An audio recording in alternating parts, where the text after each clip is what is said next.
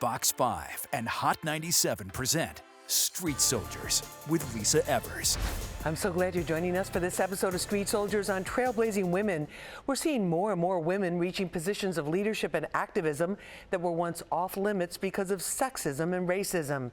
The three women you're about to meet didn't let anything stand in their way, and now they're using their platforms to help and inspire others. Keeping the city moving is the job of Kim ROYSTER, the NYPD's chief of the Transportation Bureau. She's responsible for the 4,000 men and women who ensure the roadways are safe and enforce the rules. Their work is more important than ever, with thousands of drivers coming back to the city and construction everywhere. Chief ROYSTER joined the police department at a time when there were very few women wearing the badge, but she loved policing and making a difference, eventually rising through the ranks to become the NYPD's first female African-American transportation chief. I became a police administrative aide, but I saw something that was much larger than me, and I wanted to be a part of it. And that's when I became a police officer in 1987, and I didn't stop. I just kept going. Making a difference is also motivation for Bronx Borough President VANESSA GIBSON, the first woman and first woman of color to hold the borough's top spot. Less than a month into office, she had to lead the response and relief efforts in the Bronx fire tragedy that claimed 17 lives and left nearly 200 families homeless. Her master's degree in public administration and experience in other government roles prepared her for the unexpected challenge. I had to step up. I had to be active and visible and engaging, collaborating with my elected officials, with Mayor Adams, showing up at vigils and having responses and talking to the media. I mean, it's really been a challenging, painful time. Challenging times began for Nadine Abubakar when her son Nasan was diagnosed on the autism spectrum. She also learned that New Jersey has the highest rate of autism in the country, with 1 in every 32 children affected. Nadine felt isolated and could not find support in her Newark community, so she created it, a nonprofit group of programs called Nasan's Place, so no parents would ever have to go it alone. She's been the driving force for nearly 10 years, but the fight against misconceptions is far from over. Well, my son is 6'6". He's almost 6'7", 320 pounds. And he probably has a mental capacity of a 2 or 3 year old. But when people see his size, they're intimidated and they're afraid, because sometimes he does have something that I call involuntary meltdowns, where he will even cringe and, people are afraid of that. They don't understand that these children's minds do not work the way that our minds work. We begin with NYPD's Chief Kim ROYSTER, who now leads the department's Transportation Bureau. Chief ROYSTER, great to have you with us. Thank you very much, Lisa. I'm delighted to be here. That's fantastic. First of all, congratulations on being appointed chief. And what changes has that made in terms of your daily responsibilities? Because it sounds like it's a lot. Well, I am now responsible, and I'm totally grateful to be able to lead the men and women in the Transportation Bureau. We're talking about over 4,000 men and women in the Transportation Bureau that's responsible for moving traffic and the safety of everybody that use our roadways. Well, take us back right now, because what made you want to get involved in law enforcement in the first place? Because you've been at this for a while. So Lisa, I just like to tell people that I'm a hybrid. I was born in New York, but raised in North Carolina. And when I came to New York in 1982, I saw the lights. I wanted to perform like I was doing, but something actually made me come to the NYPD. And when I say join the NYPD, it's because I became a police administrative aide. But I saw something that was much larger than me, and I wanted to be a part of it. And that's when I became a police officer in 1987, and I didn't stop. I just kept going. Now, you became a police officer in New York City at the height of the crack epidemic. There was a tremendous shortage of police officers. There was understaffing. There were not any of the crime strategies that have since come into play to try to drive crime down and make the city a safer place. What was it like being a woman in that era, wearing the uniform and the badge? Wow, so in 1987, as you know, there weren't a lot of women in the police department.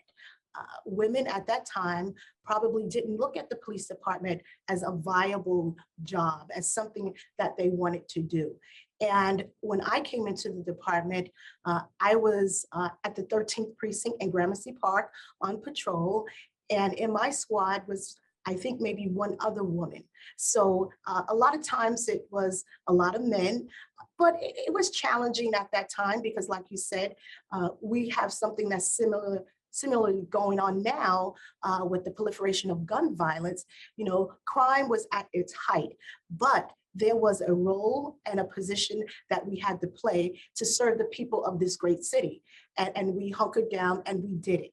We did it. And it was enjoyable because we were doing something to protect people that live in the city. Do you think women, and especially women of color, bring something different and some additional gifts or abilities, or maybe I should just say an awareness to the role that others don't? You know, Lisa, I always say that it's very important to diversify your portfolio, but I also believe in inclusivity because diversity is being able to be invited to the party and inclusivity is being able to dance at the party.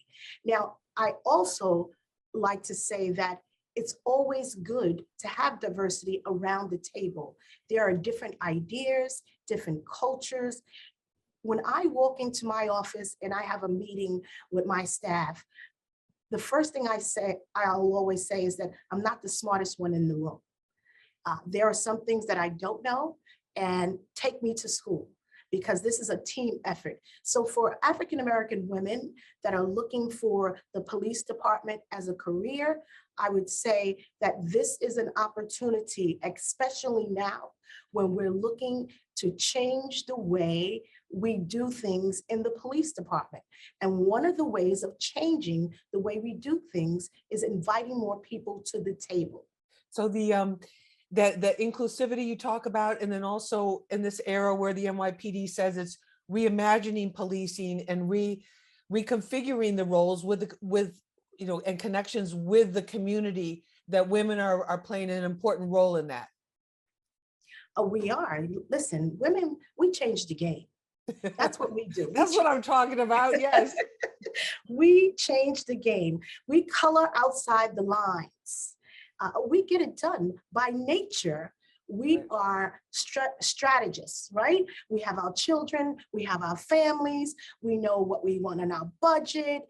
We do this by nature. And so when we become to move on to the nurture part of our career is the environment that we're in. So we take those skill sets and we apply those skill sets to our environment in the police department. There are more African-American women coming into policing.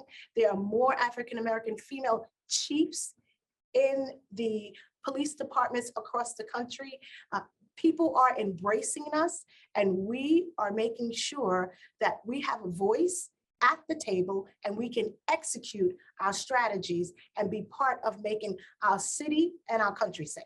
I want to thank you for being with us to talk about our trailblazing African-American women. Thank you so, so much. Thank you so much. And as the late, great Shirley Chisholm would say, service is the rent we pay for living on this earth. Women are making major gains in public office and in community service. When we come back, you'll meet two trailblazers living out their purpose every day. Welcome back to Street Soldiers. Our focus on trailblazing women continues with the first female borough president of the Bronx, Vanessa Gibson. Vanessa, great to have you with us. Thank you so much, Lisa. Thank you. And congratulations on winning that race and being in that position right now. Thank you so much. I'm very excited. Can you take us back to when you had, maybe as a girl, or when you had that first inkling of public service that you wanted to do what you're doing now? So I think it really developed as I got to college. I went to Murray Bertram High School for business careers in Lower Manhattan, and I decided to go to college at the University at Albany. Shout out to SUNY Albany. You're right. I'm a Great Dane. And when I was at SUNY Albany getting my bachelor's degree, I learned about an internship with the New York State Assembly during my senior year of college in 2000. And I applied, I was accepted, and January 2001, my senior year, I was assigned to work for Aurelia Green. She was a longtime assembly member from the borough of the Bronx. And to me, that was what created the opportunity for me to be a public servant. And how important is it to you as a role model, as a woman and as a woman of color? It's extremely important because I think women and women of color have been doing amazing things for generations. And now society is finally stepping up and realizing all the great potential and promise that we've had. Women are running for offices like never before. Last year in 2021, we saw so many women of color, African American, Latina women, Asian American, Southeast Asian women running for local city council races. And now we're grateful to have the first ever majority-led women city council, led by a woman, an African American woman, and Speaker Adrienne Adams. And then in terms of as a woman, do you feel, and with your experience, do you feel that you're bringing something different to this administration of government? You have a master's in public administration also. Is that bringing something, a different sensibility, a different insight, a different way of doing things? Tell us about that. Absolutely. I think women generally govern differently. You know, oftentimes it's a balance because we are the forefront of conversations. We are the breadwinner. We are the wives, the mothers. We are the trailblazers that hold it down for our families and our children. We love on our communities in a different way. And as a woman, it's important for me to focus on gender equity and pay parity and making sure that women get paid equally for equal work. We talk about the disparities we have in city workforce with Black and Latina and Asian American women not being paid their fair share. It also allows us an opportunity to talk about issues that affect women and children. And most issues, human rights issues, are issues that predominantly affect women and children. And so as a woman, as a leader, it's important to elevate the voices of young girls, to give them an outlet to make sure that you can be what you can see, that you can see leadership in yourself. So for me, being the borough president, being the first African-American and the first woman elected is a great honor. It's a title that I don't take for granted because I know young girls are looking at me and I want them to understand they are destined for success and they too can step up and be the next borough president or be anything that they want to be. What about the landscape of the city right now, facing all of these challenges on multiple levels in terms of its very survival and the individual's very survival? What gives you hope? I always have hope, Lisa. I think during the COVID-19 pandemic, over 2 years of being isolated in our homes, when we saw the devastation on our communities, we saw people struggling to survive. The Bronx had one of the highest death rates to COVID. So many residents in our borough that live with underlying health conditions every single day. It does not get lost on me as the borough president of the health disparities that we have been faced with for decades. And in all of the pain, we find purpose. In the middle of a storm, we find solutions. And while we may be bruised, we're not broken. We have a lot of work to do. I am full of hope and optimism that better days are ahead. And during my campaign for borough president, I talked about Forward Together Bronx, of building a better Bronx of opportunity, of creativity, of innovative and bold approaches, of public-private partnerships, of investing in our capital, from Van Cortlandt Park to beautiful Orchard Beach and City Island, and so much that we have in our beautiful borough. The expansion of Metro North, the first ever children's museum, the Universal Hip Hop Museum, because we are the real birthplace of hip hop in the Bronx. Absolutely. No doubt. No doubt. Shout out to Sedgwick Avenue. Exactly. Sedgwick Avenue, and just really making sure that we create jobs. We have to bring jobs back. We have to absolutely pathway to the middle class. We have to focus on real affordable housing, stop these evictions so people don't feel like their homes are in jeopardy. We have to build more ownership opportunities so that people feel good about where they live. And what advice do you have for young girls, especially young African-American girls, about playing a role in really changing society for the better and helping everyone? I say to all my young ladies out there, you are queens and you are princesses and you are destined for success. Never let anyone steal your shine. Hold your head up high and be proud of who you are. Your circumstance never determines your future. Your block should never block your blessing, but you are a child of God. You are talented, you are gifted, and you have so much to give back. I want you to dream. I want you to dream big and hope that you can be the next generation of leaders. Surround yourself with people who can help you. If you want to be an educator, a doctor, a lawyer, be the very best at it. Build a coalition. Start with internships. You don't have to get a paid job at first. Start with an internship at a medical office, at a hospital, at a nursing home. Get your foot in the door. I promise you, young ladies, that that foot you get in the door will lead to so many opportunities that you may not have ever dreamed. Hold your head up high and be proud of who you are. And as your borough president, I want you to know that you can see yourself in me. I am you and you are me, and we are all in this together.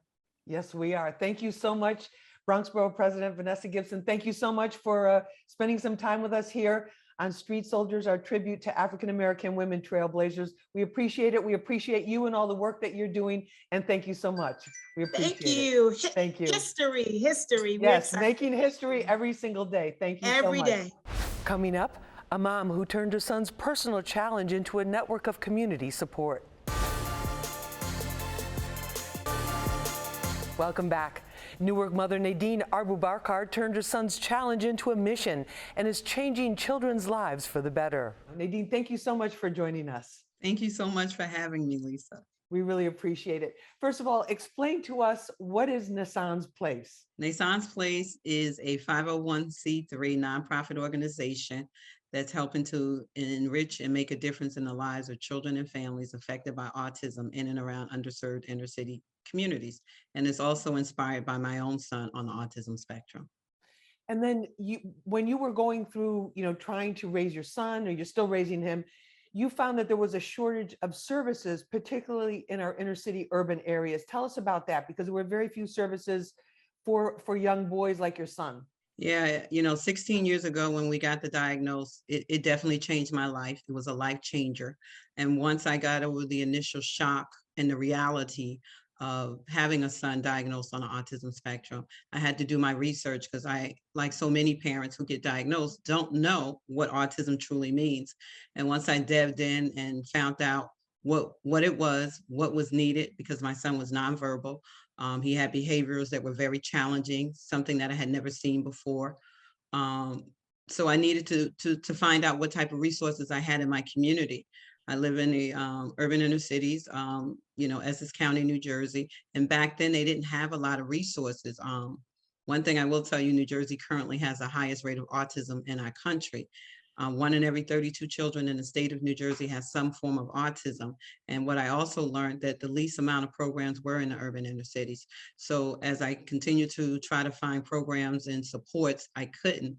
And it took me about 3 years after his diagnosis to try to become a part of a solution to a problem that was happening in my community. In terms of moving forward, what is ahead for Nassan's Place? And also, what do you think our society in general needs to recognize?